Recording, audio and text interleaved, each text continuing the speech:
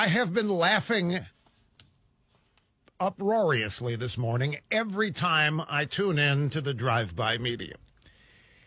Let's see. The Democrats have had a disastrous couple of weeks now. The Hawkeye-Cawkeye fear. Do you know that Crazy Bernie is demanding a recount of some of the Hawkeye-Cawkeye votes? This was 2 weeks ago, Snerdley, and they still are not sure who won. That is an absolute disaster. Why aren't the Russians responsible for that? I mean, that is a direct Democrat fiasco. And you would think that would be made to order for these clowns to claim the Russians did it. But they haven't. They haven't alluded to the Russians or Trump having anything to do with the fact that they can't even count their own freaking votes. So the Hawkeye-Cawkeye fiasco. And then that bloodbath fiasco of a debate a couple nights ago in Nevada. So it is clear to everybody, it's clear to everybody on the left, Trump will almost certainly be reelected. Bloomberg has blown it. Crazy Bernie is just so unacceptable to everybody in the Democrat Party except most of their voters. The voters love the guy. The party establishment hates the guy.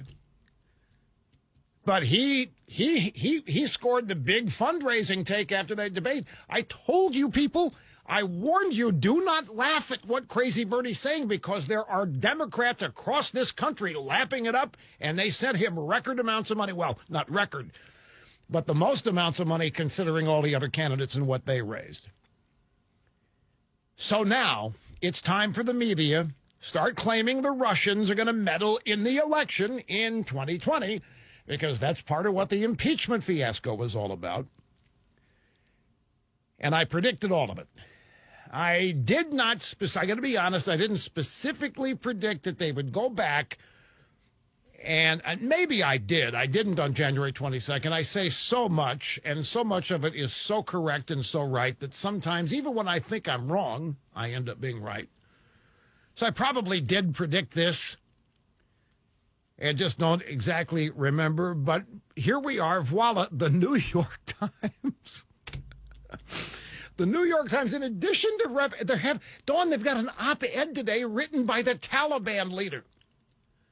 They have given an op-ed section of their newspaper to the leader of the Taliban.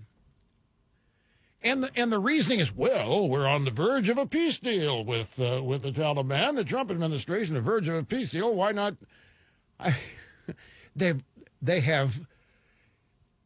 think they're not consuming their brains, and along with this, their intelligence, their IQ, their EQ is melting.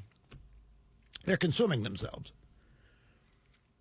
So in addition to granting the Taliban space for an op-ed in the New York Times,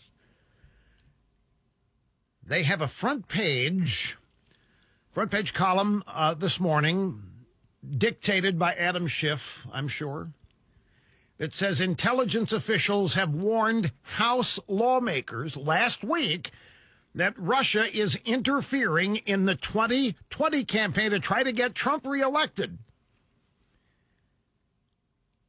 Now, this news is from last week, but Schiff and the New York Times are trotting it out now because they realize the Democrat Party is imploding. There isn't anybody that can beat Trump, and so now it's time to start trying to taint the Trump campaign and have people finally turn against him. They have been trying for 4 years to get you, who support Trump, to turn against him. It's not going to work. There is a line of people, as we speak, in Las Vegas, preparing to get into a Trump rally. It is a rare daytime Trump rally. They got drive-by reporters going up and down that line asking people, if Jesus Christ was running against Trump, would you vote for Jesus or Trump? And they're saying Trump. No matter who they are given as an opponent to Trump, Trump is being answered affirmatively by everybody the drive-bys are talking to in that line in Las Vegas. So this effort, which has been going on, as I say, for 4 years to get Trump voters to abandon him, it isn't going to work. And does anybody really, okay, you're Vladimir Putin. and you're surveying the American scene. You got Trump, who is acing the Chi-Coms on trade deals. He's acing the Mexicans. He's acing the Filipinos, the South Koreans, everybody. Trump is reordering American trade deals and making them much more favorable and fair to the United States. Trump has rebuilt the U.S. military. It's stronger than it's been in years. That scares the hell out of Vladimir Putin. We're to believe that Vladimir Putin wants this guy reelected when it's possible to have somebody who honeymooned in Moscow as the president of the United States. We crazy Bernie. Anybody in their right mind would know that Vladimir Putin would much prefer crazy Bernie be president than another 4 years of Donald Trump. Who are they trying to? How stupid do they think we are? Crazy Bernie loves Moscow, loves Havana, loves communism. And Putin wants Trump. And who was it? Somebody was on MSNBC. I'm not going to mention the names, but PMSNBC is now calling Trump a Putin agent. Because of this story, Trump is back to being a Russian spy. He's a traitor. He is a Russian agent. Here, we have the audio soundbite, a media montage. This is after the disastrous debates, audio soundbite number 2. The drive-bys have gone back to Russia. Breaking news, the New York Times now reporting that Russia is interfering in the presidential election to try to get President Trump reelected. Good morning, America. On this Friday morning, new evidence Russia interfering in our elections again. Russia is interfering in the 2020 campaign to try to get President Trump reelected. Russia trying to interfere in the 2020 presidential campaign in a bid to get President Trump reelected. Russia was already interfering in the 2020 campaign to try to get President Trump reelected. There's a report tonight. Russia backs Trump's reelection. Russia is trying to meddle in America's election. Russia is now interfering in the 2020 election. Vladimir Putin is at it again, trying to interfere in this year's presidential campaign. Listen to Russia this. Is actively working to get President Trump reelected. Listen. The president is a Russian operative, and it is Vladimir Putin's greatest achievement. That's Lawrence O'Donnell, PMSNBC, and we know we had it on the sound. My Cookie snuck it in there. You know, I've got this MSNBC ban, and Cookie resents it. Because there's gold mines, she thinks, on PMSNBC, but I don't want to promote those clowns. So she sneaks O'Donnell in here in the montage. I can't do anything about it, except call it out. But it's okay, because I told you he had said it. I just didn't mention the name. Now, folks, can I take you back to, who are we talking about? These intelligence agency people. Who are, this is the deep state. These are the people that told us there are weapons of mass destruction in Iraq. And you know my theory about this. And if you are new to the program, and gobs of you are, I have to. We are setting records for website membership subscribers. I can't thank you all enough. There are people tuning into this program every day that are listening for the first time. Let me repeat. Please indulge me if you are a long timer or a regular. Please indulge me on this. Let's go back to the Iraq War, 2003. George W. Bush spends a year and a half traveling the country, preparing everybody, lobbying the American people to support it. Goes to the United Nations, has satellite photos, all kinds of stuff. Colin Powell up there showing the photos, supposedly, of weapons of mass destruction installations in Iraq. Saddam Hussein and the European, our allies in the intelligence community, all support this. Now, Bush, as a Republican, probably not popular with the deep state, particularly after how he was elected. You know, there was outrage. The Florida recount in 2000. A lot of Democrats, a lot of deep staters think that Gore should have been president. He won the popular vote. They think the Supreme Court unfairly put Bush in there. I think there was as much resentment in the deep state, we just didn't call it that then, for George W. Bush as there is today for Donald Trump. And if not the same, it's close. I think, how could so many different intelligence agencies get something so wrong as weapons of mass destruction in Iraq? And remember, they gave Bush mounds of satellite photo evidence, documentation evidence. Colin Powell was dispatched to the United Nations to present this evidence, and it was all bogus because we went in there It was the pretext for invading Iraq after 9/11. We get in there, and there are no weapons of mass destruction. It was one of the most embarrassing things. The Bush administration had to scramble. Everybody had to scramble. What I have seen, this bunch of people in the intelligence community capable, what they've tried with Trump here, this whole Russia meddling, Trump colluding, this whole thing is a gigantic lie, a totally bogus hoax, a silent coup. That's when I began to think the weapons of mass destruction thing was a setup against Bush, too. My point is this. Why should we believe these people? They haven't been right about anything in the last 4 years. They were wrong about weapons of mass destruction. They didn't get Benghazi right. Why should we believe them? We shouldn't. It is a continuation of an insane mindset that the deep state and the Democrat Party are in because they can't find a way to defeat this guy. They can't. They're almost insane with their inability to land a punch on Donald Trump. They don't understand it. They have deployed every weapon they have to destroy political opponents, and it's worked most every time they've tried it on whoever they wanted to damage or get rid of, but they can't even land a glancing blow on Trump. So now, after the Mueller report says there was no collusion, what are we back to? Trump is a Russian agent. The Russians want Trump to get reelected. We just had a 4-year quasi-phony investigation when there was no evidence. The only thing was a fake dossier. There were lies to the FISA court to get warrants to spy on Trump. They couldn't even make up any evidence that would stick. And yet, here we are. We're going to recycle this whole thing that Trump is the chosen one of Vladimir Putin, and there's nothing we can do to stop it, by the way. The Democrats can't, despite knowing who is behind meddling in our elections, the Democrats can't find a way to stop it. Trump's going to win, so we have to taint it. The Russians are meddling in our elections. These people are doing more damage to the integrity and the honor of the American election system than Vladimir Putin would ever dream of being successful at. And they're making themselves look like abject fools in the process.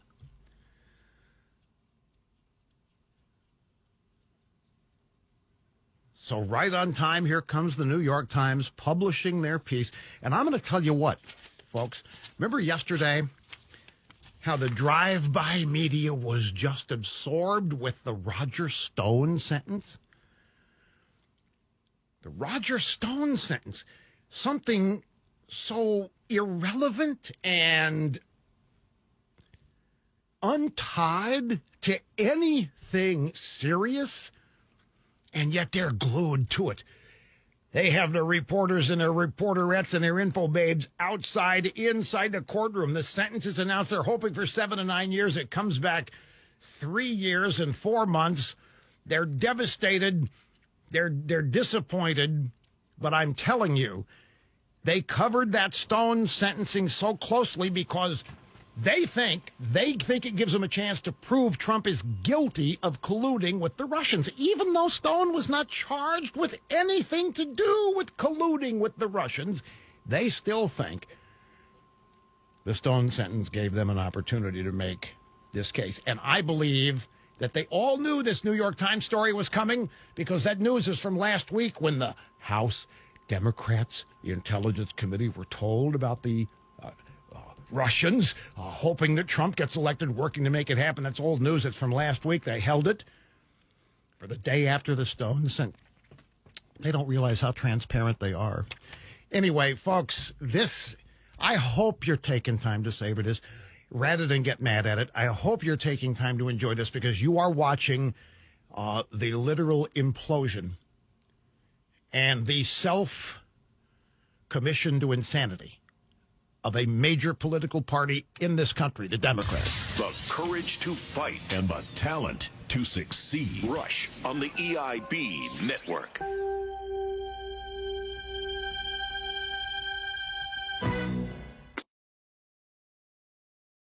by the way, this intelligence agent, these are the people that believed the Steele dossier. If they actually did, these are the people that did not even predict the collapse of the Soviet Union. They never saw the collapse of the Berlin Wall. They were stunned when it happened. These people, I hate to say this, but the element of the intelligence community that we are being treated to in the New York Times, whoever these nameless, faceless people are, they haven't been right about a lot in a long time. And I think that's part of what's going on here. But here, listen to John King. This just moments ago on Inside Politics on CNN. Putin is not running some operation with Donald Trump. That was not the substance of the briefing. Nobody was saying Trump was colluding with Russia again. They were saying Russia is interfering in the election today, and it is their intelligence conclusion, based on a lot of intelligence, that Russia has a preference for President Trump. But nobody was saying Trump was colluding with Russia again? So you're admitting that that was the original charge, that Trump was colluding with Russia. But now, Trump isn't colluding with Russia. Nobody's saying that. Putin's not running some operation with Trump. No. What's happening is that the U.S. intelligence community conclusion, based on a lot of intelligence, is that Russia has a preference for Trump. Mr. King, you know that I respect you among few at CNN, but it's so obvious what you're trying to do here. This is a difference without a difference. There's too much subtlety here. This story, as reported by the New York Times, people aren't going to draw the distinction. You report that Putin prefers Trump, coming off of 3 years of reporting that Trump and Putin colluded. What do you think people are going to conclude? And this is your problem because you haven't proved it. You people who have been alleging this for 3 years have no evidence, no proof whatsoever, and yet you're going back, Putin still prefers Trump? That won't even stand a smell test when you got somebody like Crazy Bernie who loves the Soviet Union and Russia running for the presidency. Now, look, I have a theory, folks, I want to share with you. Russia.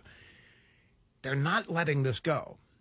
Now, as much as we think it's asinine and silly and stupid, they are not letting go of it. The drive-bys, the deep state, the Democrats, they are not letting go of it. And I think that obviously it's aimed at one group. It's aimed at one group of people, Democrats.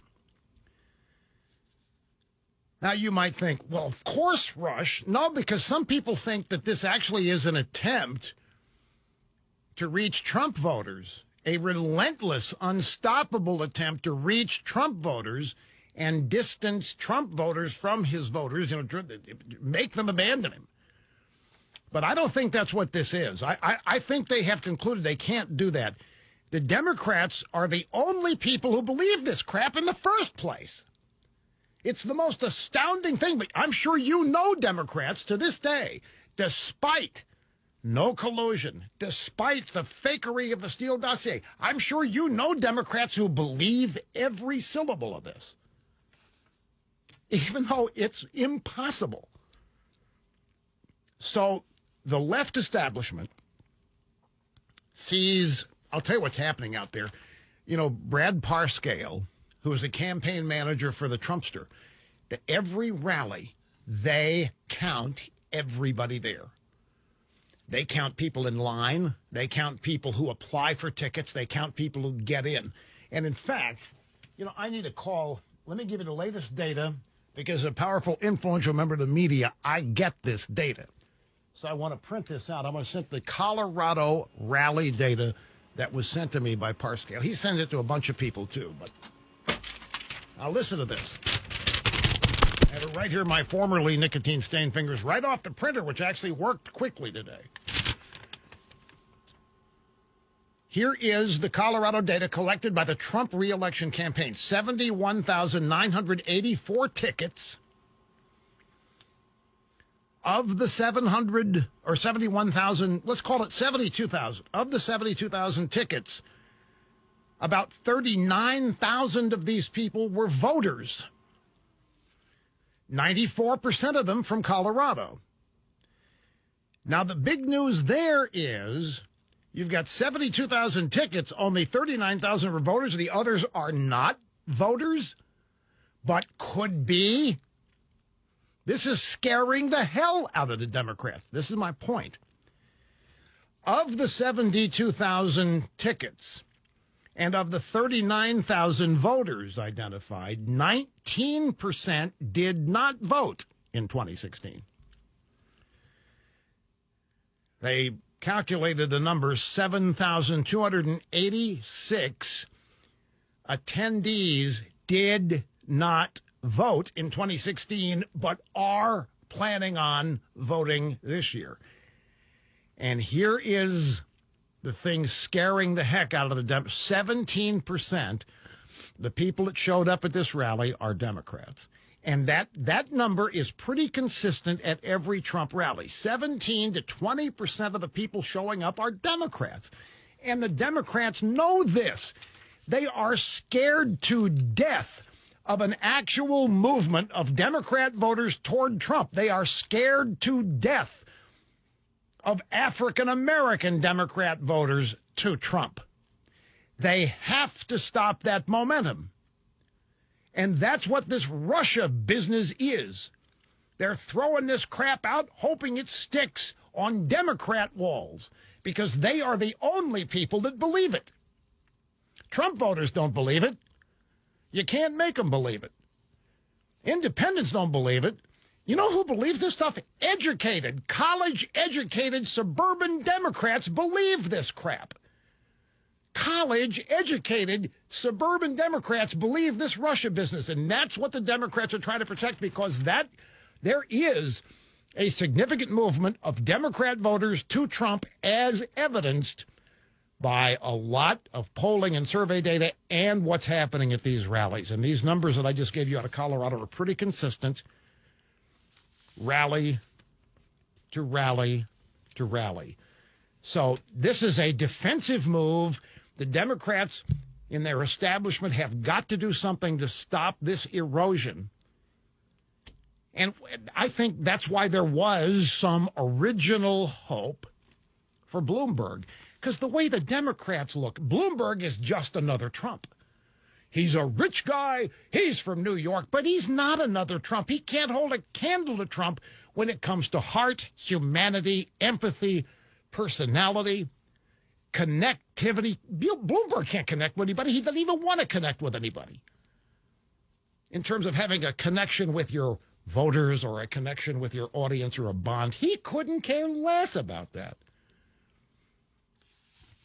And as such, and Brian, get ready to put this picture up. Let me show that this is. I've been trying to tell you how unique Trump is and how unstoppable, and how the Democrats don't have anybody like him for a host of reasons. Among them, the Democrats don't have anybody who makes you laugh with them. You laugh at them. They don't have anybody with a sense of humor. Trump at his rally was holding a little baby. Somebody put a baby dressed up in a suit. And a meme developed on Twitter. You know, they can do deep fake videos. So look what happened. There it is in the Ditto Cam. Somebody put a picture of Bloomberg's head on that baby. And it's a video. That's a still shot. And Trump is walking around the stage holding the baby. And the video has Bloomberg. So mini Mike, little baby, Trump carrying him around while making caustic comments, humorous comments about him. This is the kind of stuff Bloomberg cannot respond to. He can't come back from it. He can't stop it from having an impact on people. All he can do is try to buy sign. You know what Bloomberg's doing? Have you heard about this? Bloomberg is paying people $2,500 to go on social media and say wonderful, great things about him. Further proving that social media is corrupt and can be bought. And things there aren't real. So this is what I think this Russia thing is all about.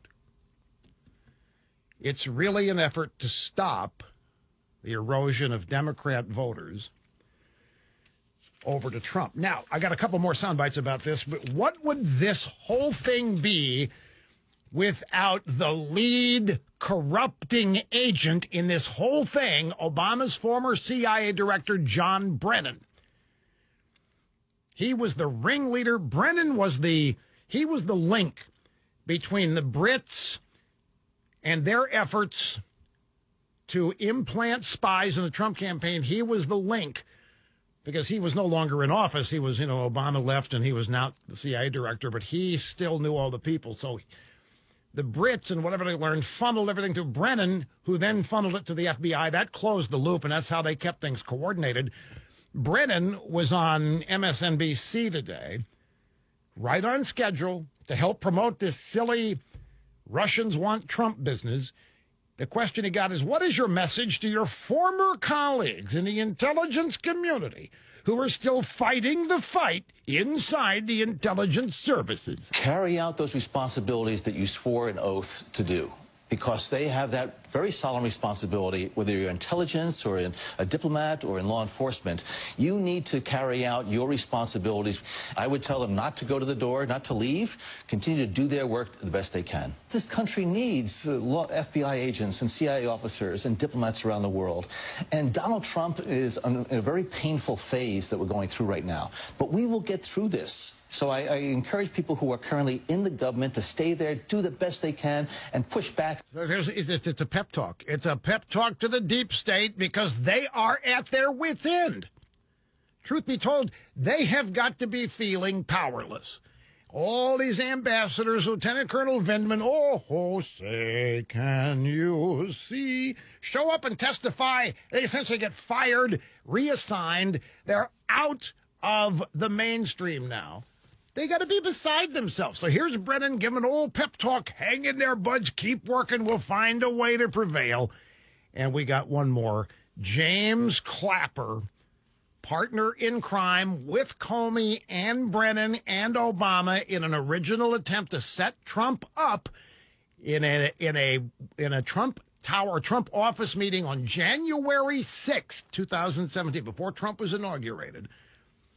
If you want, I'll tell the story. It's old hat by now.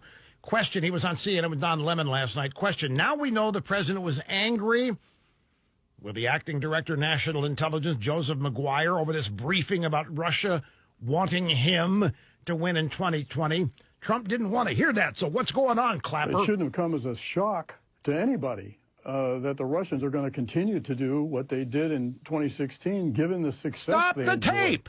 The problem you haven't proven what they did in 2016.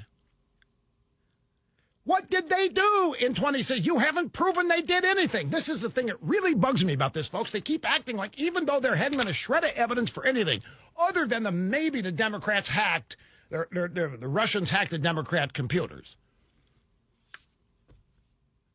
What did the Russians do? Nobody's ever told us this. Like, what did Nixon do a while ago? What did he really do? What did the Russians really do? As so many of the Russians meddled in the election. Yeah, how?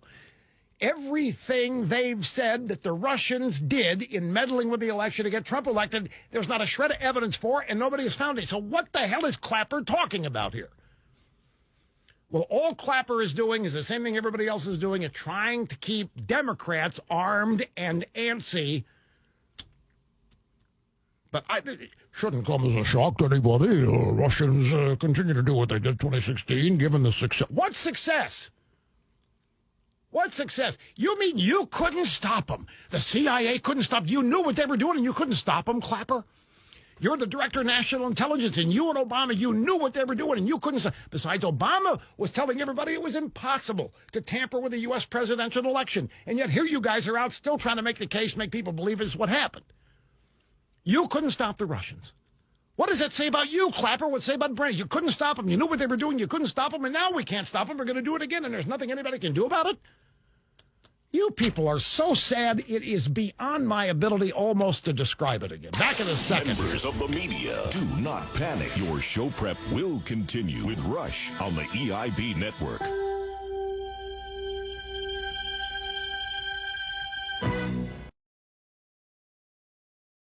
for us wimps who get used to the heat and humidity here. It's actually 70 degrees out there, but the feel like is 63. Anyway, the reason I bring this up is I got I also get Open Line Friday questions in the email. And I got one here from our old buddy Seton Motley. As you are an ex-Kansas City Royals executive, I'd like to hear your thoughts on the Houston Astros, the cheating scandal. If you have already discussed this and I missed it, I sincerely apologize. I have not discussed the cheating scandal, Houston Astros. By the way, not all teams start exhibitions. Like the Cardinals and the Mets start tomorrow, but many Major League teams start the exhibition season. It used to not be till March 12th that the exhibition games began, but everything's been moved up. So make a note, Snerdley. Remind me, Astros cheating scandal sometime before the end of the program. I want to get started on the phones. Kevin in Brick, New Jersey. You're up first today, sir. Great to have you. Hi. Hi, Rush. Mega dittos and mega prayers.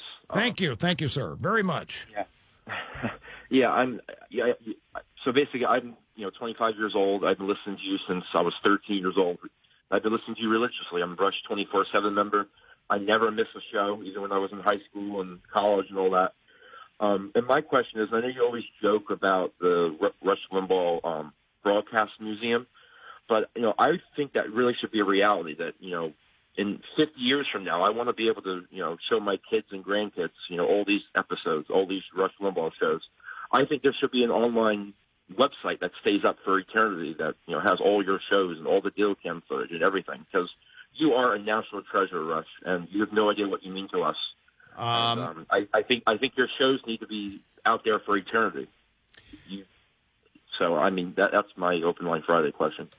Now I've been praying for you, and you have no idea what you mean to me. Yeah, I'll tell you. I mentioned yesterday it's very risky to acknowledge this, and I'm not going to say anything right now other than, but I actually believe, because I believe that all of these prayers are having a positive impact, and I can't thank people enough. And a positive impact and attitude is clearly much more preferable than the opposite of that, than pessimism and defeatism. There is none of that in this.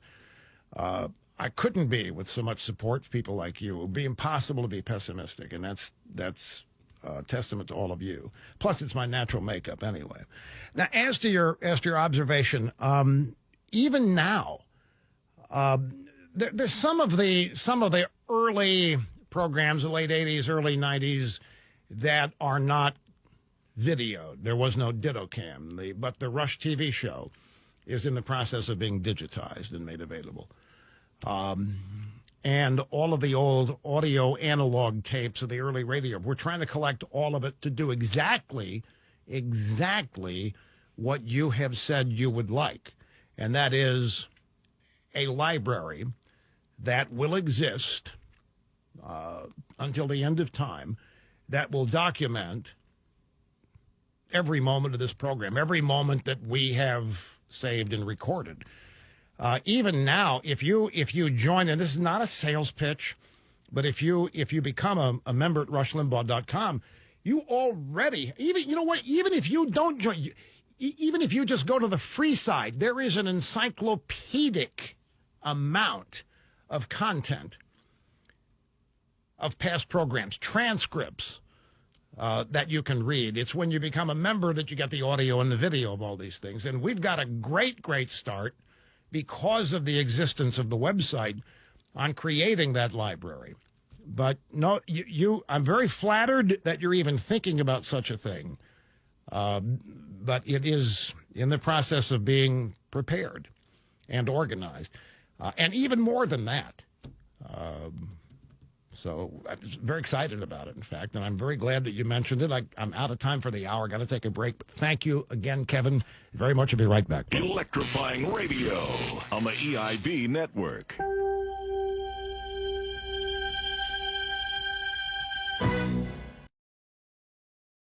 (1951) was the year I was born. I was born January 51. When I was 10 months old, there was a huge baseball game between the New York Giants and the Brooklyn Dodgers.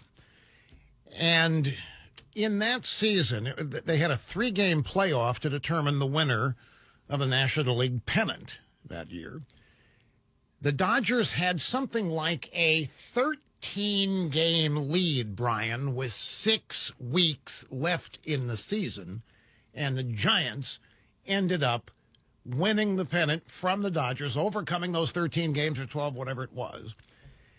The culmination was Bobby Thompson's home run, 1951. Ralph Branca on the mound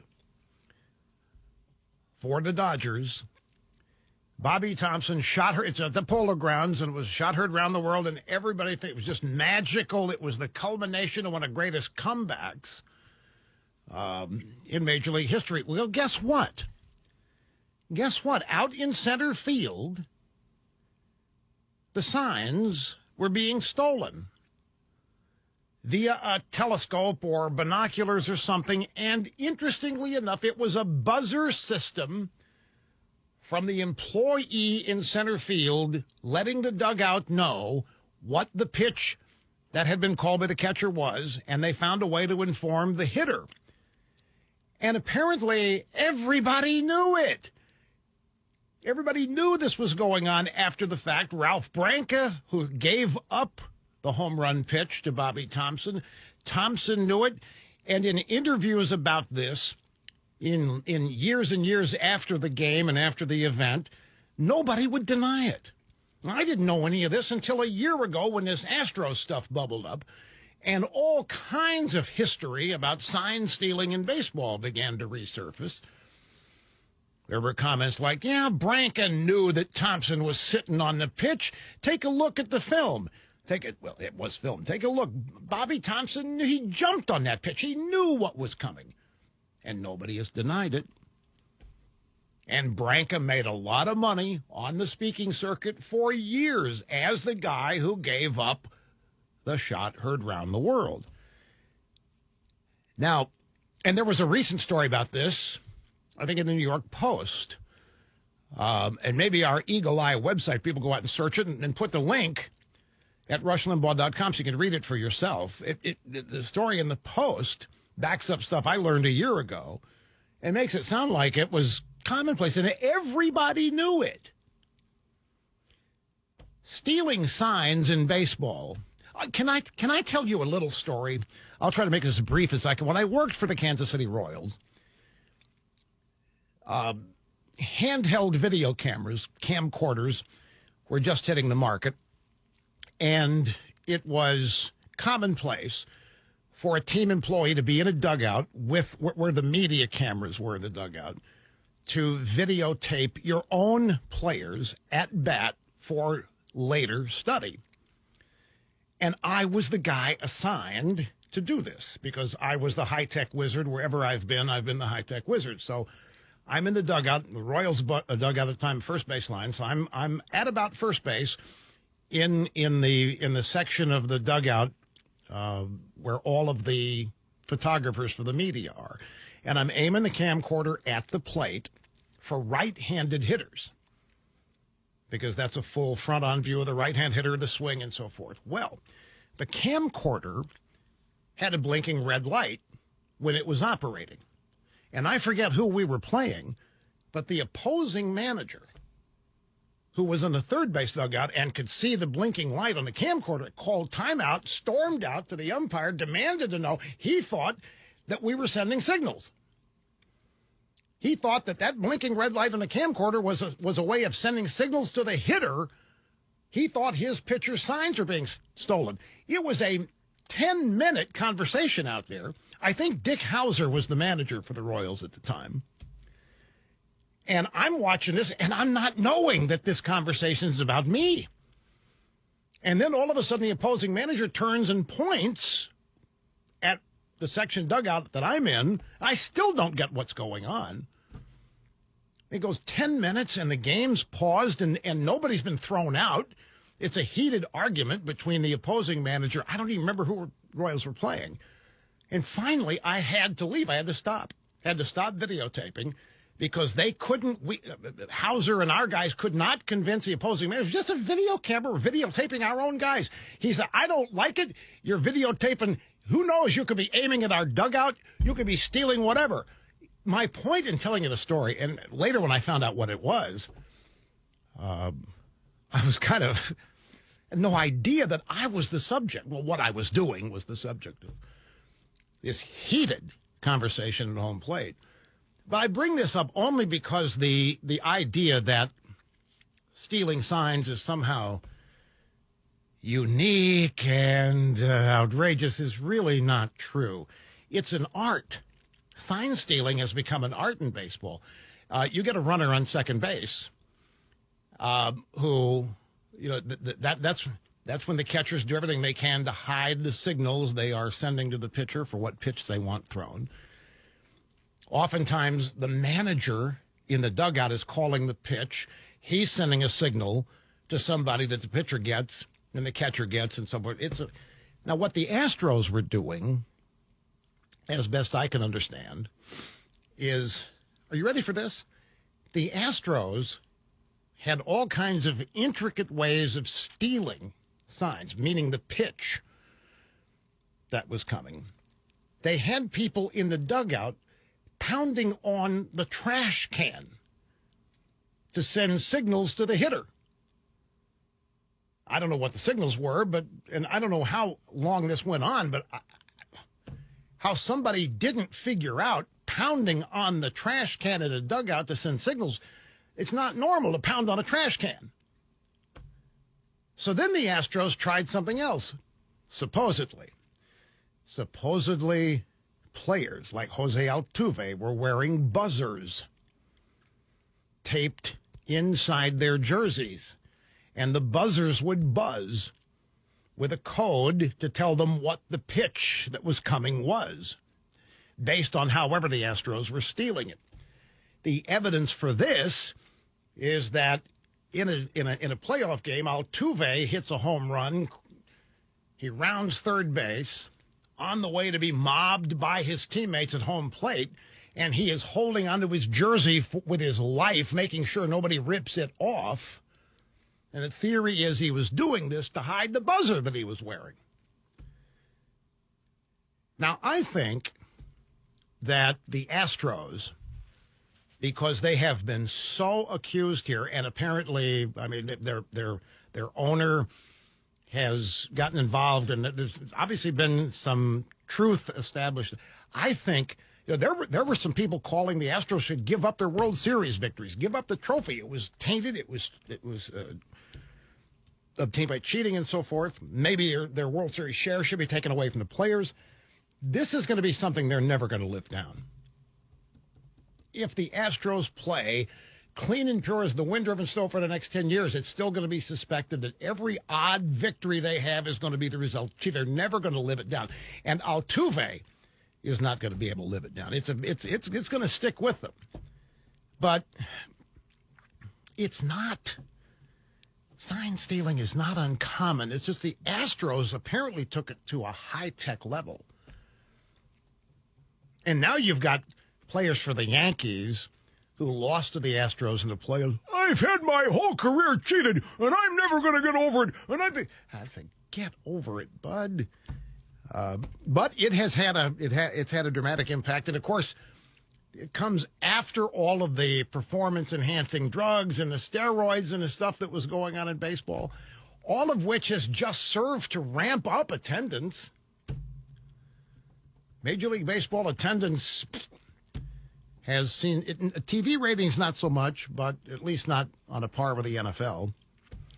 But that's what I think of it. And who's worse, the Astros or the Patriots, you're asking? Well, see, that's a New York question. Who's worse, the Astros? The Patriots are never going to live that down. Never, ever going to live down the video Spygate. Anyway, let me take a brief time out. Rather than make a transition now to a serious, deathly political issue, we'll take a brief time out, go to an obscene profit break, and we will return And right after this, don't go away, folks. Members of the media, do not panic. Your show prep will continue with Rush on the EIB network.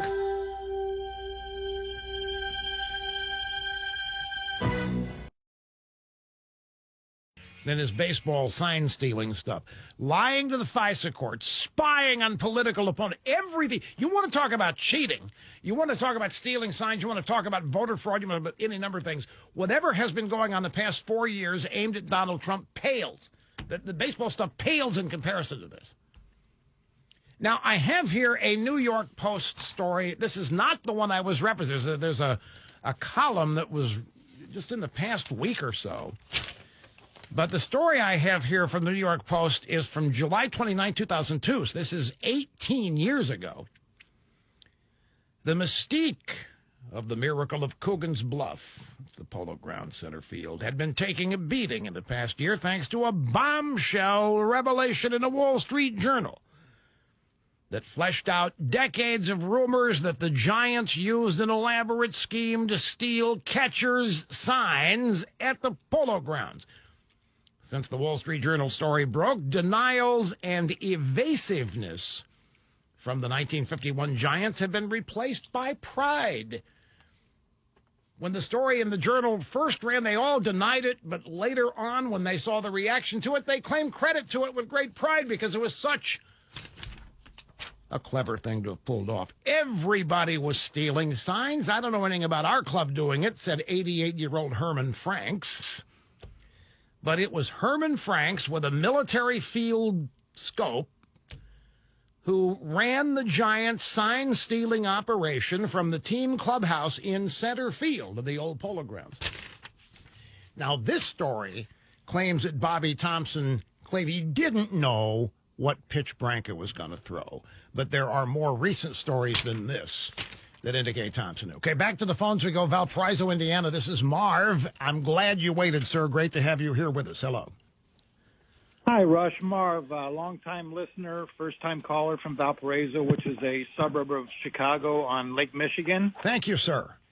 And having been born in February of 1951, I'm 1 month younger than you, but I have vivid memories of the 1968 Democratic Convention in Chicago. Oh, yeah. Was in the street. So my question to you, sir, is if the Democrats end up with a brokered convention in Milwaukee and they go to a second or third ballot and the superdelegates kick in, do you think we might be in store for a similar situation with Bernie's supporters? Well, if they're able to wrestle it away from him? It's really tough to sit here and predict riots. But if you want to, I mean, if you want to discuss specific scenarios, I can see Bernie supporters going nuts if he's got the lead in delegates, and if there is some kind of brokered convention that Bloomberg is behind, and he is behind a movement to actually create the circumstances for brokered convention. If Bernie's voters get, because they know they got sandbagged in 2016, they know Hillary cheated and the DNC cheated, and they know that Bernie was bought off. Bernie's house on the cabin was in a circuitous way purchased by the Clintons. Bernie can be bought, folks. This is what his voters got to be really worried about. Bernie's not a fighter. I don't care what anybody says. He's not a fighter, and he can be bought. And this is what Bloomberg knows. But Bernie's voters are true believers. He collected more money in fundraising after that debate than any of the other candidates. You know, we sit here, and I told you, we laugh at this guy. We call him Crazy Bernie, but there's an element of the Democrat Party that literally adores and loves this guy. And, yeah, I can see where they might not remain peaceful at a convention where they believe that the nomination is being stolen from them and from Crazy Bernie. And as the program unfolds, I'll get into the details here of how Bloomberg is trying to set up a brokered convention. I mean, what are the Democrats looking for? You boil it all down, and you put yourself in the real world of the United States today as our country exists. The Democrats are looking for a candidate who can save us from full employment and rising wages. The Democrats are looking for a candidate who can change that. The Democrats are looking for a candidate who can return us to unemployment and flat wages. And every one of their candidates can do it.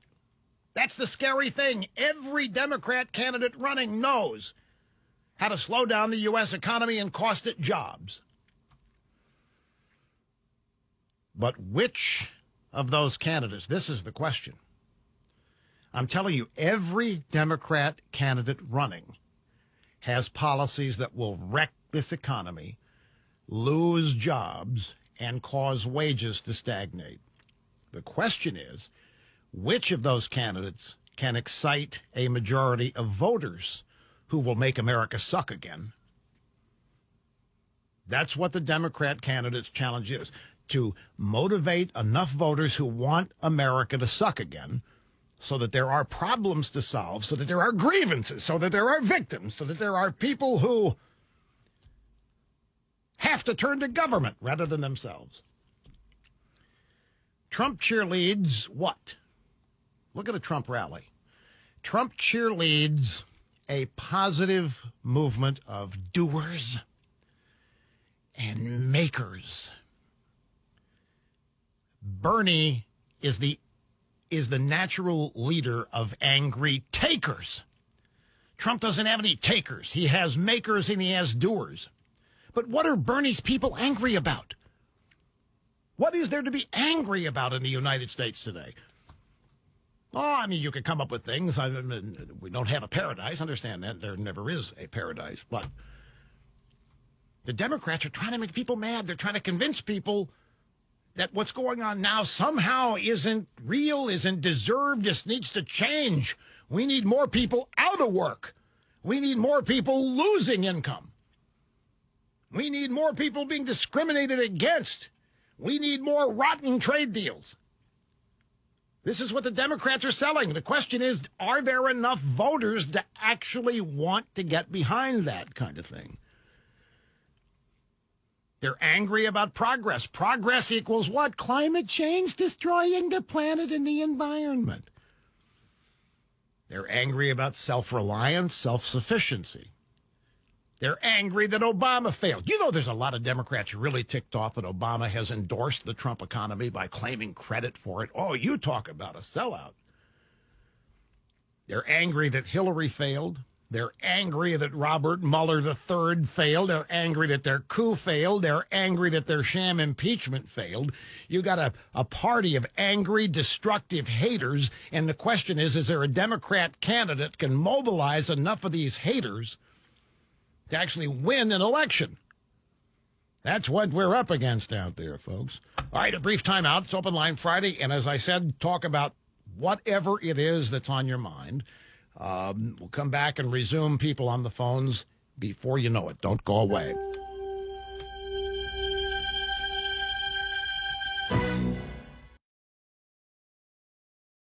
Washington Post piece has elements of what I read, but it was a Mike Vaccaro column in the New York Post. And the headline, Jose Altuve will have to wear this forever. But the column has the story I told you about the Polo Grounds, the Dodgers-Giants 1951, shot heard around the world, sign stealing. Thompson knew what Branca was throwing. So we're going to link to that at rushlimbaugh.com so that you can read it for yourself. Try that. You talk about Democrats. What did I just say? The Democrat Party is looking for a candidate who can lose jobs, who can cause wages to stagnate. James Clyburn, everybody, South Carolina, a former chairman of Congressional Black Caucasians. Everybody wants the Clyburn endorsement going into the South Carolina primary. Plugs claims that he's going to get it. We don't know who's going to get the Clyburn endorsement, but wait till you hear this. James Clyburn, Congressional Black Caucasians, dismisses record black employment in America today. He was on a Fox Business Network on Tuesday. He dismissed record low black unemployment under Trump, stating, well, we were fully employed during slavery, too, so this doesn't carry any weight with me. Folks, is that reasonable? Is that logical? Is that even sane? I mean, what kind of anger or partisanship must you be simmering with or effervescing, almost to boil over with? Here are your people, African Americans, having one of the most record economic periods in their lives. More economic opportunity, more jobs being held, record low unemployment, African Americans, and he dismisses it. Well, we had higher employment than this back during slavery. This doesn't impress me.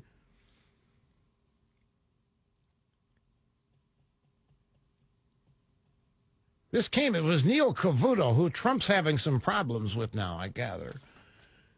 Neil Cavuto said to, wait a minute, let me check here. I'll see if we might have this on the soundbite roster. I don't know that we do, but if we do, doesn't matter. The question was, wait a minute, somebody just sending me it was yesterday, we didn't get to it. My bad. Anyway, here it is. He's delivered the goods for a lot of African Americans. Does he not with record low unemployment levels? You don't think that's something constructive? And Clyburn said, I'm saying that the African American unemployment's not the lowest it's ever been unless you count slavery. We were fully employed during slavery, so it all depends how you measure this. Okay. Then a companion story, Tim Scott, African-American senator, South Carolina, predicting Trump could get 15% of the African-American vote in 2020. If that happens, that alone is going to be an earthquake inside the Democrat Party. Here's Marie in Dayton, Ohio. Glad you waited, and welcome to the program. Hi. Hi. Thank you for having me. I'm praying for you. Hope you get better. And I'm a first-time caller, and I just wanted to say that I am not a victim. I am a minority. I don't believe in victimhood, but racism does exist, and it comes from the Democratic Party. A lot of people miss this. Elizabeth Warren said during the debate that she said that we need to pay people more so we can pay the black and brown people who do this work, when she was referring to child care work. Right. And what that tells me is that she believes that black and brown people are the ones that do that work, when there's white people that do honorable and good work of child care, but brown and black people are also entrepreneurs. And it's our persistence and our perseverance and our belief in a strong work ethic and our belief in the American dream that helps us overcome and become business owners. And I myself, I was fired from my company, and I bought the company that fired me 2 years later. But it wasn't because... Wait just a minute. You just can't flash that bias. You were fired by a company, and you bought it 2 years later. How did you do that? Well, it was a fluke. I never thought I'd be CEO of the company. I was selling medical diagnostic equipment to diagnose dizziness, concussion, and traumatic brain injuries. And I was fired because they said, ironically, they said, I'm making too much money because I'm not educated, I'm not a doctor, and doctors should be selling to doctors. I shouldn't be making that kind of money. I was straight commission, and so they fired me. And at that time, I was a single mom with 4 kids, minority, but I didn't say I'm a victim or it's a crime from the white man. No, I went out and I worked my butt off. And then I started another company, and I earned enough money that when they found out how well I was doing, they called and they said, hey, are you interested in investing? And I said, interested in investing? Well, let me take a look at the book. So your point, you're a minority business owner. You have actually you've actually purchased a company and fired you. But you still think, the Democrats still think that you're too stupid to do anything but menial work. Exactly.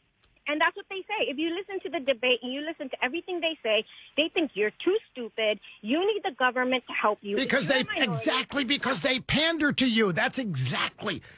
You said it. She said it. Not me. She's a minority businesswoman. She said it. That's exactly how the Democrat Party looks at minorities as incapable. You know what the biggest problem is? The soft bigotry of low expectations. And that's what the Democrat Party and the American left does to minorities. One of the worst things, if you're a parent and you have kids, one of the worst things you can do is have low expectations of them and tell them that. If you expect great things from them, that's motivating.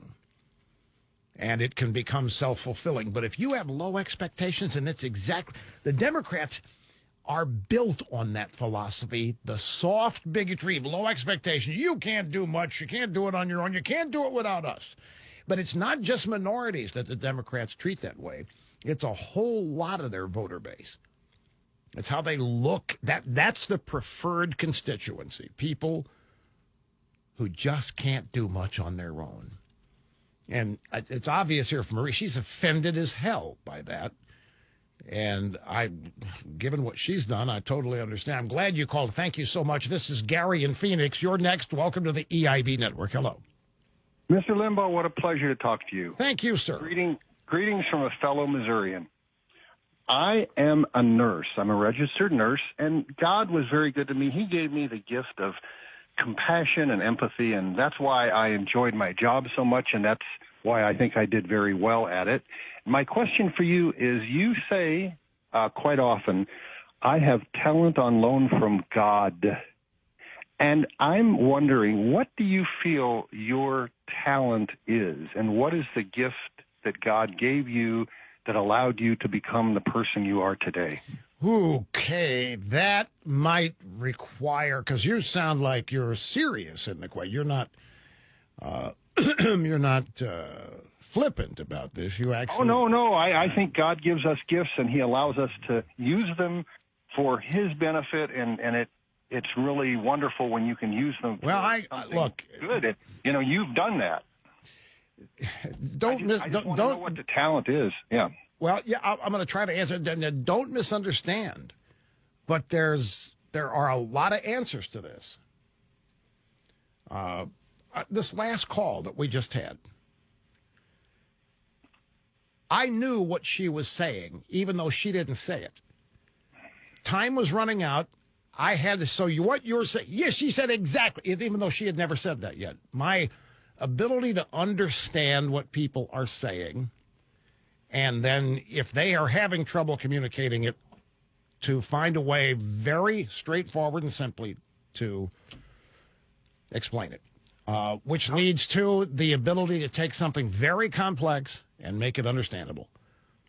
And that's how you feel you can look at the political landscape and all the things going on and analyze them. And that's one, but you talk about gifts from God. There's another one of the greatest gifts from God is that I don't think I'm better than anybody.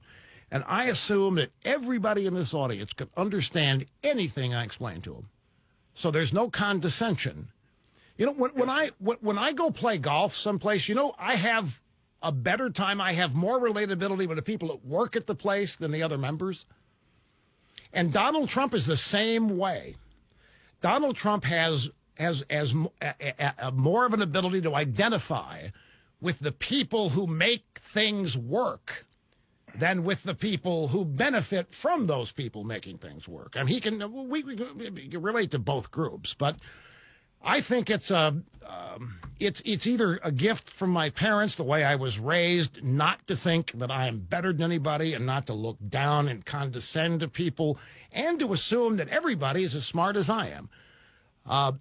Then there are broadcasting skills and talents such as timing that can't be taught. They can only be learned by doing, and some people naturally, a lot of talent you're born with. Champions are born, not made, is the slogan. And that's applied primarily to athletes. But even they have to work very hard at perfecting what they're naturally good at.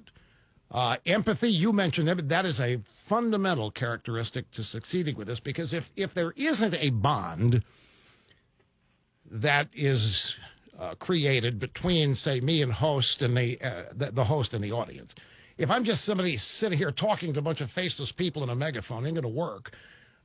It's not going to sustain itself for very long. It may work for a while. And it's having the ability to look at this microphone and see millions of faces, but treat them as one. Yes, sir. That's something I'm just naturally able to do without even thinking about it. Nobody had to teach it to me. Yes. And I think that I'm speaking for a lot of people. We feel that, Rush, you're a gift to us, and we thank you for all you do and you continue to do. Well, I appreciate, look, I appreciate the question, which is why I took it seriously. A lot of people, when they ask me that question, are really saying, so you think you're God, huh? And no, that's the point of saying it's on loan, because we're all going home someday, and talent vanishes when that happens. So it's just another way of thanking God for whatever abilities I have from wherever they came. Nothing more than that. Quick timeout. Back with more after this. Stay with us. The most powerful name in talk radio, Rush, on the EIB network.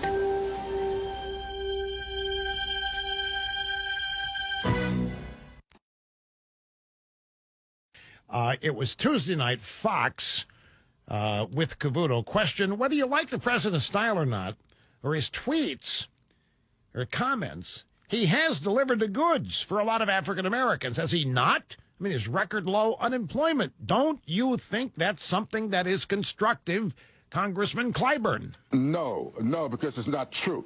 What do you mean it's not true? I'm saying that the African American unemployment is not the lowest it's ever been, unless you count slavery. We were fully employed during slavery, so it all depends on how you measure this. Man, oh man, what kind of hatred and anger do you have to have flowing through your veins to have an answer like that, to go back 200 plus years?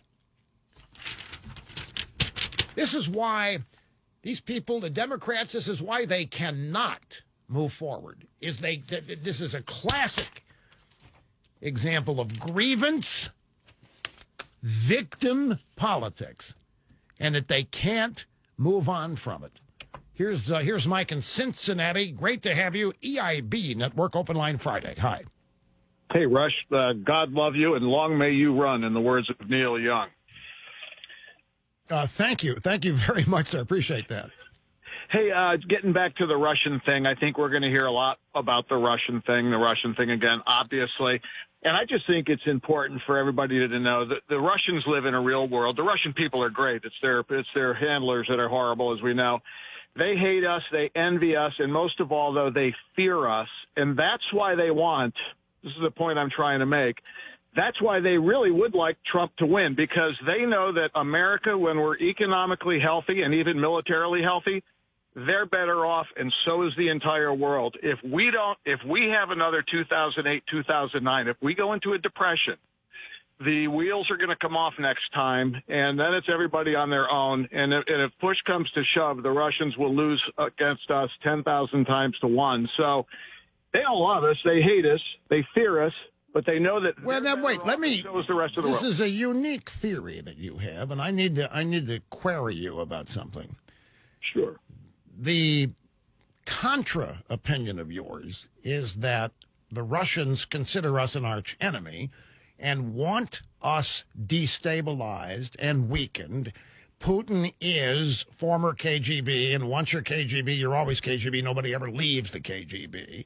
And the KGB existed when the Soviet Union was ostensibly a superpower. Russia isn't. Putin wants it to become reconstituted, but he knows Putin wants the Eastern Bloc back unified as the Soviet Union was.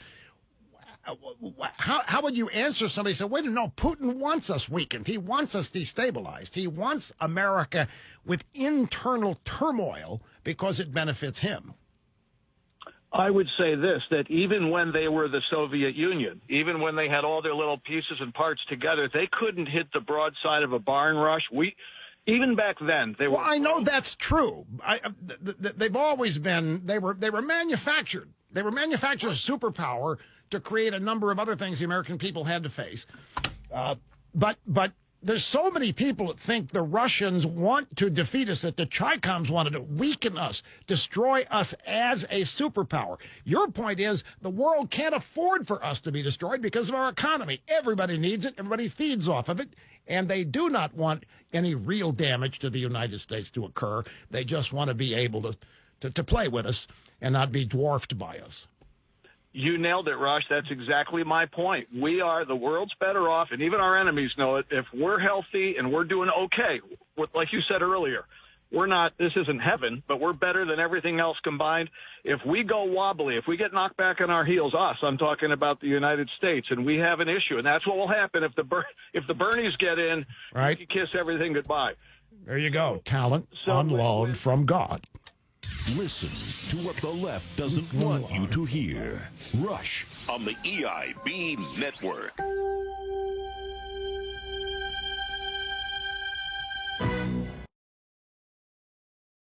Trump, by the way, has a daytime rally today in Las Vegas, the day before the Democrat caucus is there. And President Trump's rally begins. When do you think the rally starts, Mr. Snerdley? 3 p.m. exactly. Right when this program ends, the president will take the stage in Las Vegas. People have been lining up. There's a lot of talk about Bloomberg. Had a rotten debate. You might think so yourself. Mayor Pete says that Bloomberg ought to drop out. It's humiliating. It was embarrassing. He just ought to get out. He doesn't know what he's doing. A lot of people. Bloomberg ought to get out. Now, Bloomberg may have had a bad debate. But he doesn't have to worry about donors abandoning, does he? Look at Pocahontas has already gone back on a campaign promise. She said she would not take PAC money. Guess what she's doing? She's taking PAC money. You know why? Because she doesn't have anybody donating to her, and she's got one last gasp at this.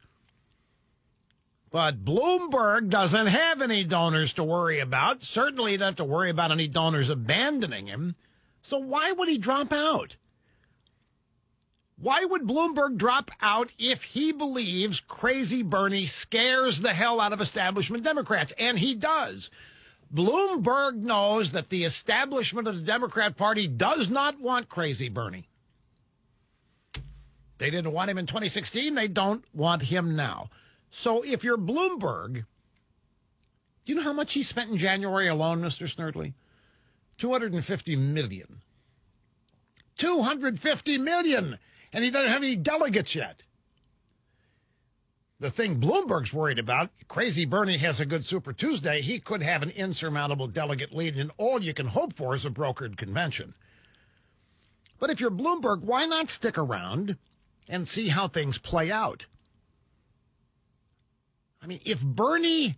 Look, folks, if Bernie Sanders misses a single campaign event, people are going to wonder, is he sick? Something gone wrong? There's any number of things that can happen, and none of them are predictable. So if you're Bloomberg and you have the willingness to spend every dollar you've got on this, and you don't have to worry about donors abandoning you, and if you know that the Democrat establishment would much prefer you, why not hang around? Now, if the other Democrats running for president figure out that they have to attack Bernie instead of Mini Mike, how will Sanders handle that? Sanders did not handle Bloomberg's attacks well. Who knows, maybe the angry old communist routine gets old. Grab soundbite number 22. 60 Minutes did an interview with Crazy Bernie, and here is an excerpt. They've posted this as a promo for the entire segment on Sunday nights. Anderson Cooper said, "Were you surprised by how unprepared Bloomberg seemed for some very basic questions at the debate in Nevada?" I was. And, and if that's what happened in a Democratic debate, I think it's quite likely that Trump will chew him up and spit him out. we've never seen anything like this in American history. And I just think, though, that the American people will rebel against this type of oligarchic movement. We are a democracy. One person, one vote, not a guy worth $60 billion buying an election. Don't, Crazy Bernie, on your side of the Democrat Party, don't be so sure. The Democrat Party is the party of the rich, Bernie. This is one of the dirty little secrets that has a result of an evolution in the Democrat, the billionaires. The true obscene wealth in America today is held by people who say they are Democrats. Oligarchs as far as Bernie is concerned. But he thinks that Trump will chew Bloomberg up and spit him out in a debate. Now, there's a Bloomberg memo out there warning that Crazy Bernie could be impossible to stop unless other candidates drop out. Axios reported internal memo from the Bloomberg campaign that warns unless the other moderates drop out of the race, Bernie's going to win it. Memo was dated February 17th. Says, as the race stands today, Sanders is poised to lead Super Tuesday with an over 400-delegate lead versus his next closest competitor, Bloomberg, a likely insurmountable advantage. And so Bloomberg is preparing to issue a demand to all the other candidates to drop out.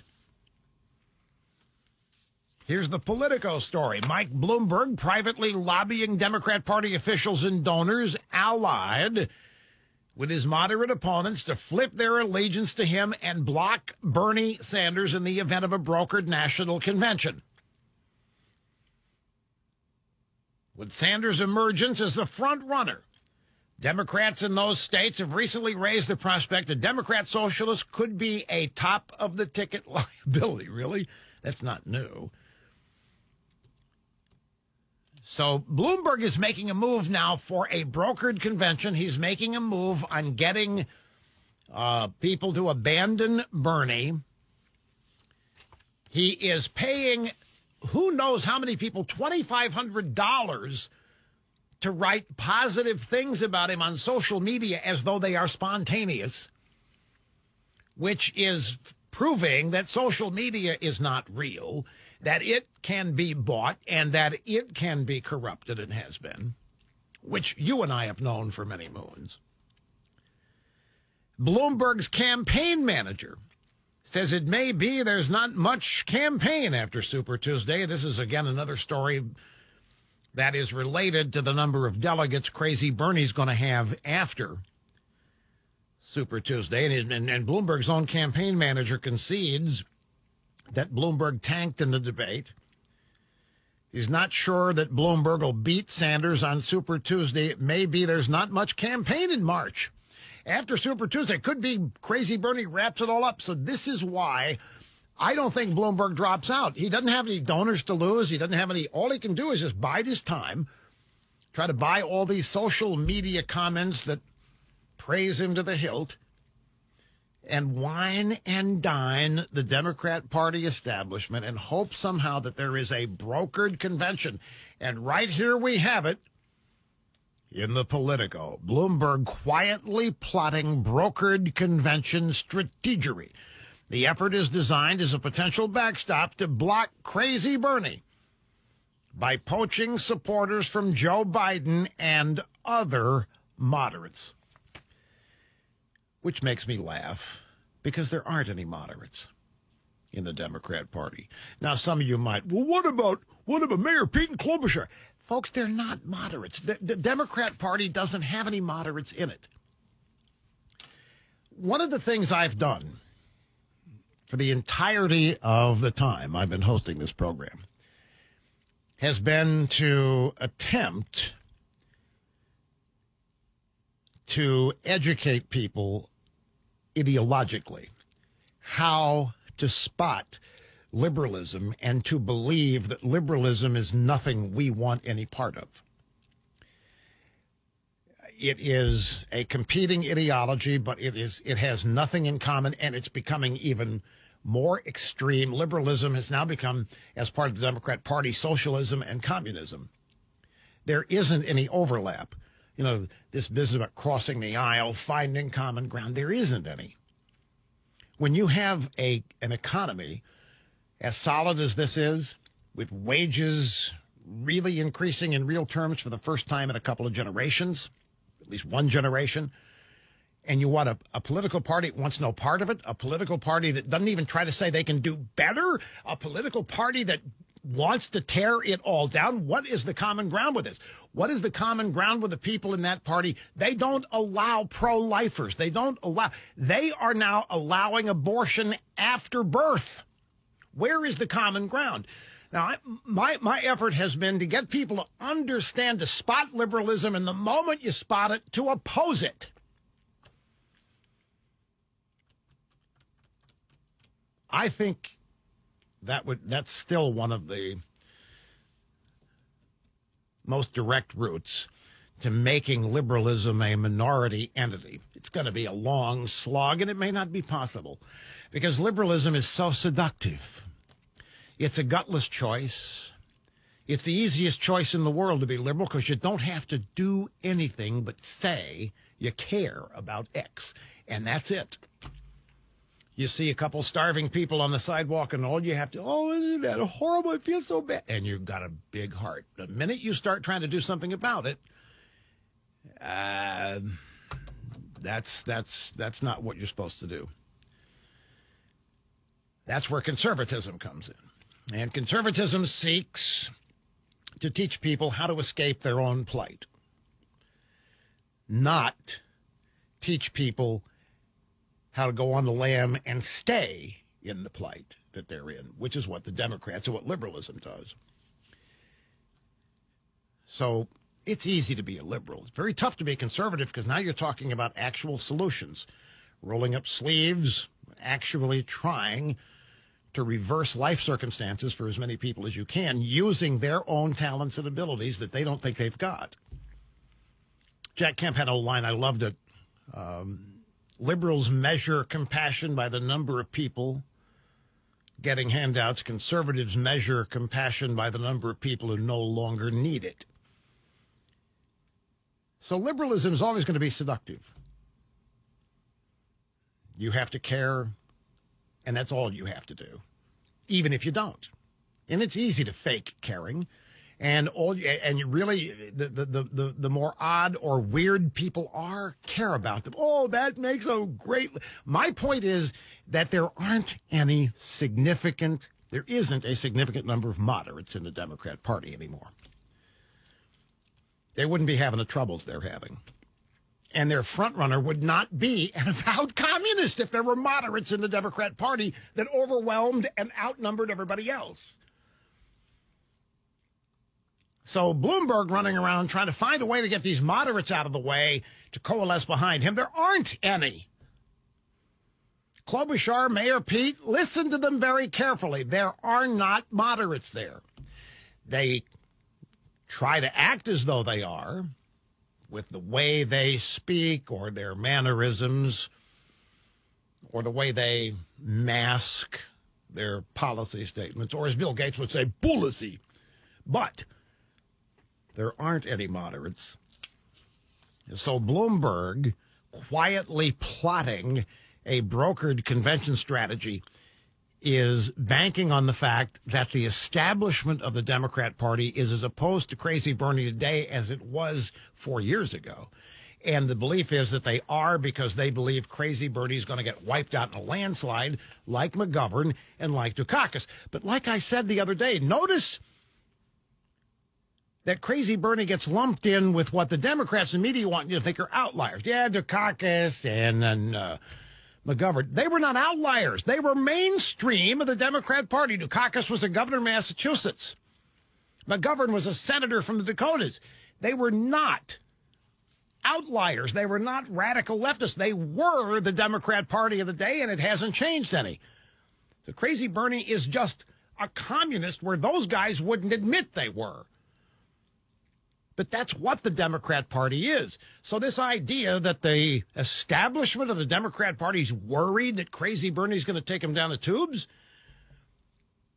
I think we're being buffaloed with that. I think it's a a theory that sounds reasonable because it relies on people thinking that Crazy Bernie is an outlier, is an exception. He's not. Crazy Bernie is the mainstream. He's leading in donations. In that debate, he's the guy that got all the money after that debate. Got to take a quick break. We'll be back and continue after this. Don't go away. The wonders of Rush will continue on the EIB network.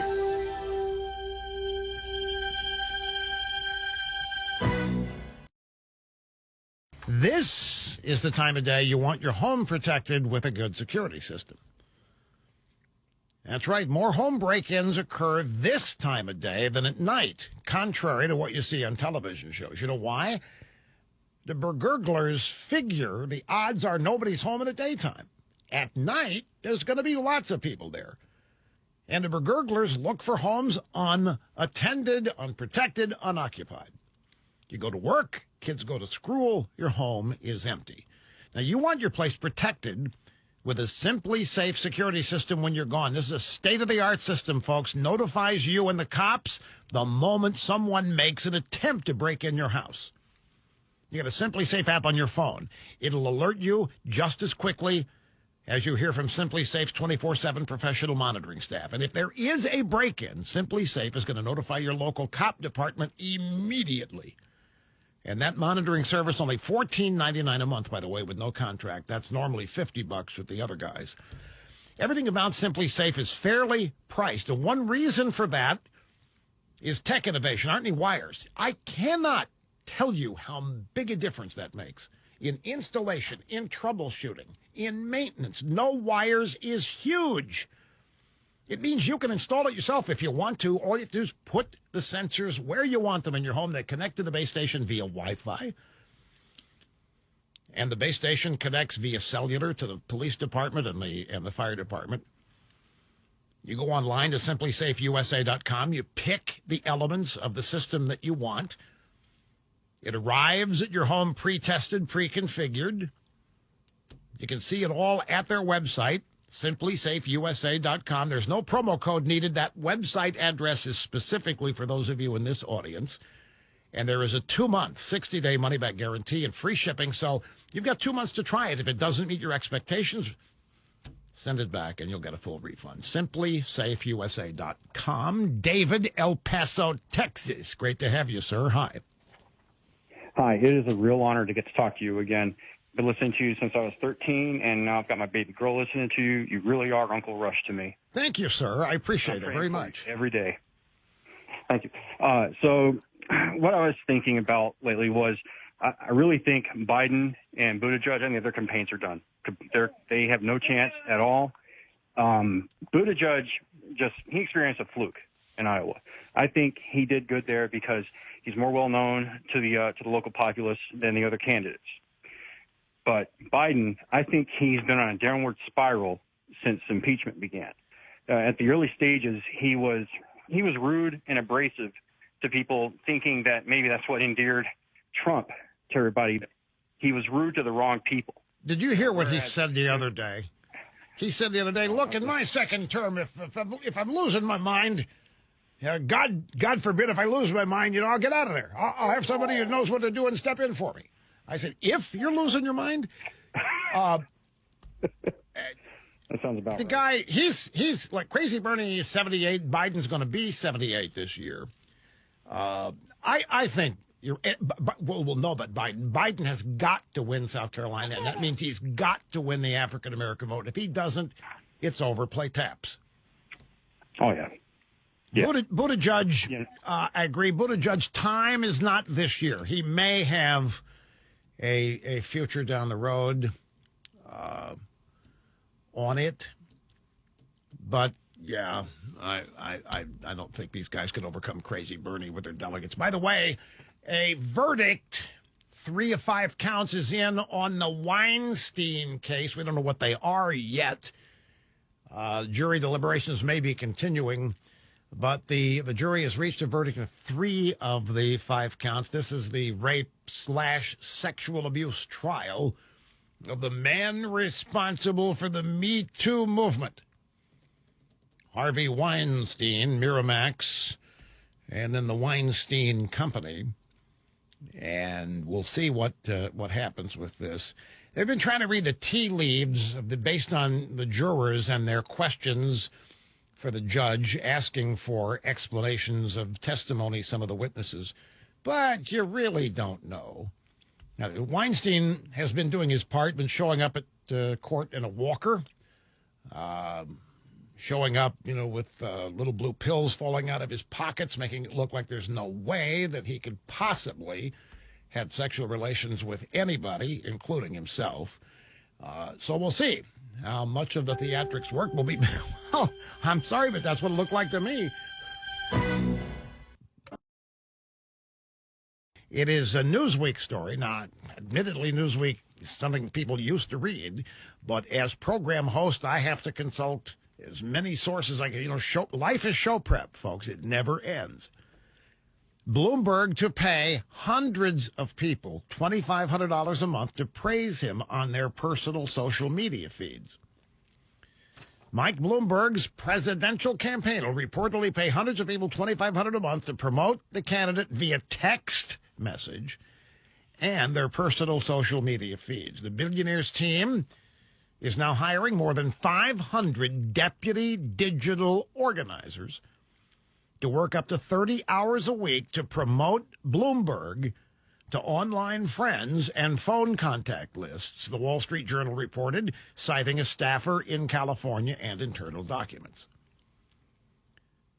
So it could be BS. I'm just telling you, it's in the Wall Street Journal.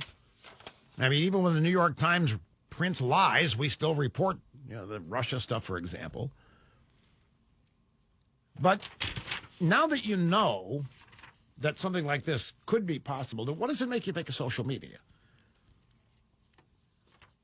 It might make you believe that nothing on social media is real, or very little is real. Back to the phones. Ellen in Magnolia, Texas. Great to have you on the EIB network. Hi. Hey, Rush. I'm honored to talk to you. Real quick, I wanted to tell you, you sustained me through the years with all the ups and downs of the politics and of our country. But my main point is that I tried to call you November 11th, and it's my birthday, and I am very honored that my birthday is on Veterans Day. And for my birthday, I got one of your T-shirts, and it was the best gift I've gotten in a long, long time. I was so thrilled. The what was the Betsy Ross? Yes, it's a long-sleeve women's T-shirt. I love it. Oh, those were so popular. Yes, I love it. Now, by the way, thank you for that. I need to explain, this audience has a new tune-in factor each day that would boggle your mind. So there are people that don't know what you're talking about. So let me briefly explain this. I guess it was last summer, Nike, was it last summer? Was it 2000? Yeah, in 2019. Man, time is zipping by here. So 4th of July, Nike announces a brand new set of sneakers that has the Betsy Ross, the original flag, 13 colonies, United States, on the rear heel, the heel of the shoe. And here comes Colin Kaepernick saying he doesn't like it. He doesn't like the shoe. He doesn't like the flag. He doesn't like the design. And Nike said, okay, we'll cancel them. We'll not sell them. We'll put the shoes on the shelves. This infuriated me. Infuriated a lot of people. Kaepernick said he was upset about cops and their abuse of minorities. Now he's upset at the country and the flag, and here comes Nike doing his bidding. So we gave people a way to push back with a charitable tie-in.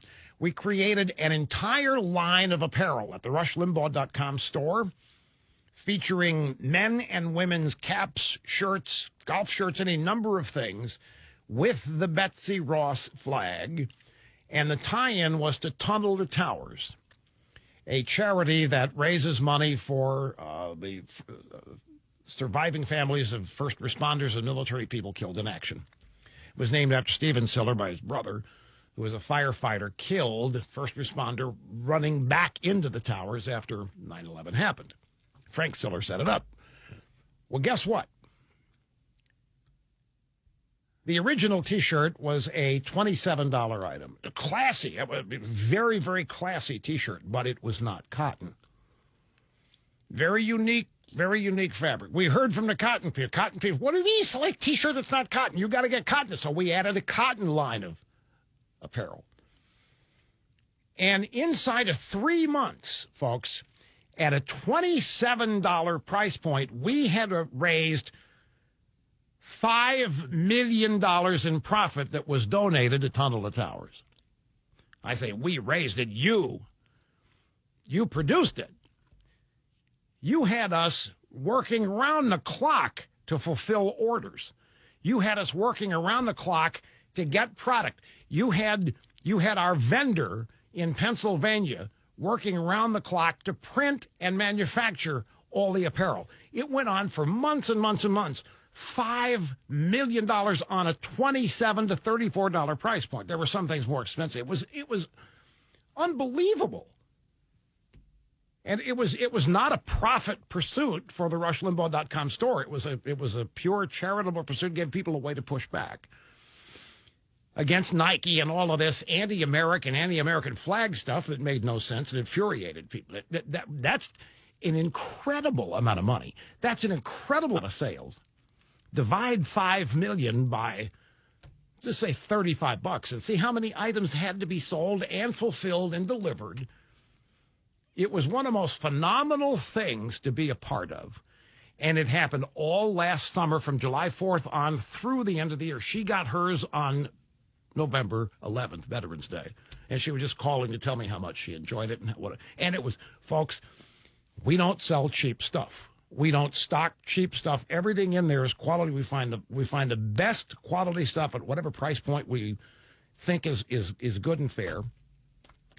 But it was an incredible amount of money, and the fact that you don't know about it unless I tell you, unless you were part of it. $5 million, and what's the news on me? That I'm somehow anti-gay when it comes to Mayor Pete, that I'm lecturing him on family values, which I haven't done.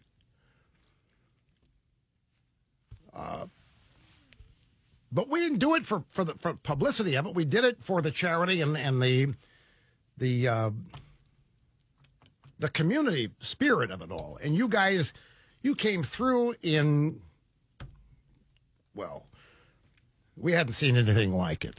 And I don't think too many other people have. I mean, imagine that much profit on a relatively moderately priced item to generate $5 million in a period of I guess it was 3 to 4 months.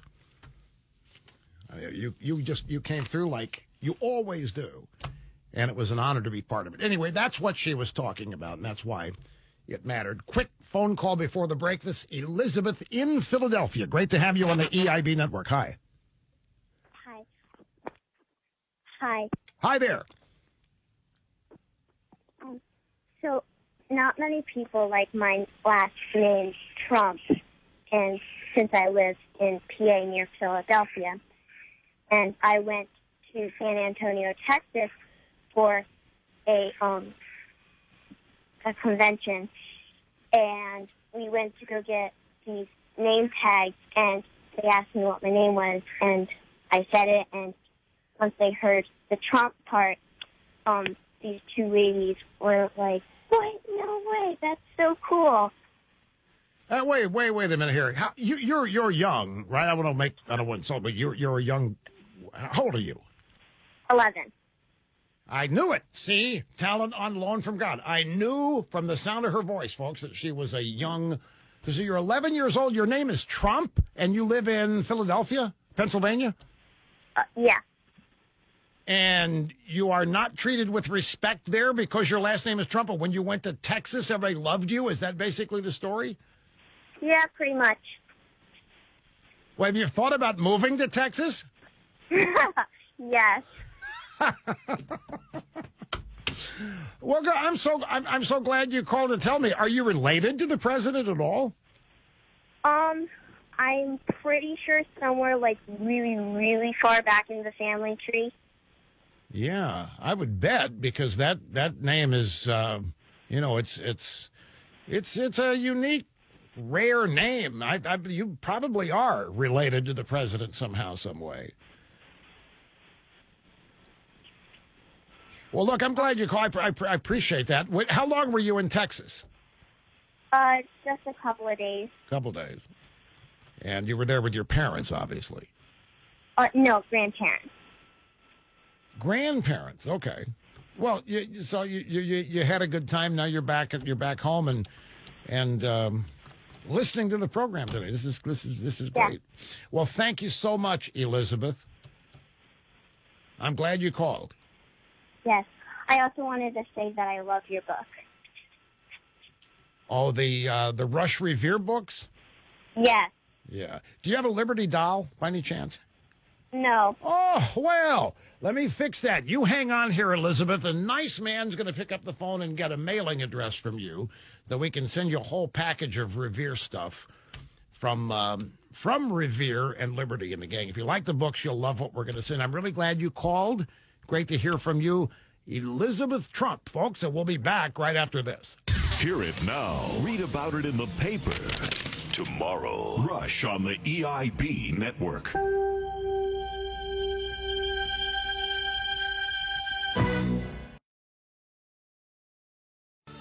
Ways they do it is to grab people's online data where free Wi-Fi is offered. If you go to a coffee shop or anywhere, a mall, anywhere where there is free Wi-Fi, very seductive to use it. There's no password needed. You just log in and you're up and running. But I'll guarantee you something. Somewhere nearby, there's a hacker. And the hacker is trying, either for ill intent or just because it's his or her hobby, the hacker is trying to find a way into the device that you're using on that Wi-Fi network. As I say, some of them just want to prove to themselves they can do it. Others want to steal what's on your device. And free Wi-Fi is practically an invitation to come on into your device. So how do you do this? How do you go places where there's free Wi-Fi and avoid this? Very simple. You get a VPN, a virtual private network. Now, there's a bunch of them out there now because they've become very well-known, widely known, and popular. So we examined them all. We found the best one is from Norton. Norton is the leader in cybersecurity. They've been doing computer security, actual hardware security, and software security for as long as home computers have been an entity. And last year, they introduced Norton Secure VPN. It's a really effective way to go ahead and operate on public Wi-Fi networks because nobody can see you. You're literally invisible. That's what virtual private network means. Nobody can see your connection. Therefore, they cannot find a way into your device. In addition to the network secure connection being secure, it's encrypted. And then, if you want for the fun of it, you can direct your connection through any of hundreds of servers around the world. And Norton has Norton 360 now. That's a cyber safety plan with multiple layers of protection, including real-time security for your devices, as well as the Norton Secure VPN service they introduced last year. So just as you found Norton Secure VPN helpful in keeping you protected online, Norton 360 does that and more, because it offers security outside of internet connections, malware, this kind of thing, even on a secure network. Now, no one can prevent all cybercrime, but Norton 360 is the newest and most comprehensive way to keep you protected when you're online. Protect your devices from cyber threats. Don't get a hotspot. That's just another way in. VPN or Norton 360. Totally comprehensive. Sign up at norton.com/rush. And you'll save 50% off your first year. Norton.com/rush is the website. We got time for, well, maybe a couple, depending. We'll go to KV, Texas. Justin, great to have you, sir. Hello. Hi, Rush. Thank you for taking my call. You bet, sir. Oh, and also thank you for the recent support to us Texans. We desperately need it sometimes. Works both ways, sir. Thank you. I wanted to do a quick 180 and ask you a personal question, if that's okay. Sure. Have at it. I I asked Nerley, and he loved it. His words, not mine, of course. I was wondering to know, how did it feel like, and how old were you when you made your first million? When you saw those seven figures looking right back at you? Well, it didn't happen that way, but I'll try to answer it. Now, here's my problem with this. My parents told me to never talk about money. Now, I know in this day and age, everybody does. Everybody mentions it, either exaggerates, brags, or whatever. I was told not to talk about it. It's not very classy to talk about your own financial circumstances. The way this program started and the way it was financially structured, I was profit participant, but not an owner. I didn't have much leverage when we began. And so I got 30% of whatever the net was, but I wasn't in charge of the net. So versus a guarantee of a paltry compared to what I should have been getting some, but it was what I had to do to get started. And for 4 years, the entity didn't really make enough money for there to be a significant net, for there to be any percentage of. It wasn't until the original syndication partner decided to sell his percentage that the leverage I had came into play. So my first million was not a check for $1 million. It was not a commission. It was an accumulation of years. So there was never one entry into the check with 1 million. Wow, look, it wasn't that way. It was hard work. It was a struggle. But now, see, I'm out of time here, and this is there's a bunch of life lessons in this answer, but I'm out of time to give. I'll try to remember to go into this next Monday, because here's the short answer: success is nothing like I thought it would be. Rush Limbaugh, bringing America the truth on the EIB network.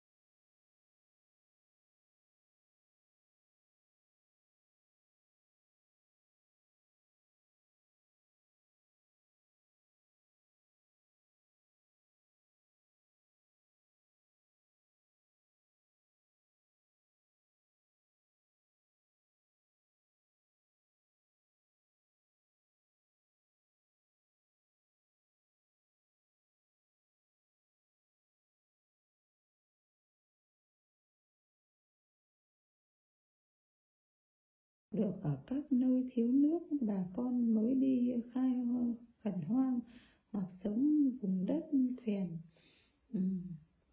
nên sớm trồng rau dền, vừa cải tạo đất vừa sớm có rau ăn. Trong vòng 20 năm nay, rau dền được các cơ quan Liên Hợp Quốc chú ý khuyến khích trồng ở nhiều nước. Rau dền có tác dụng thanh nhiệt, trừ thấp, thu ngưng, tả nhiệt.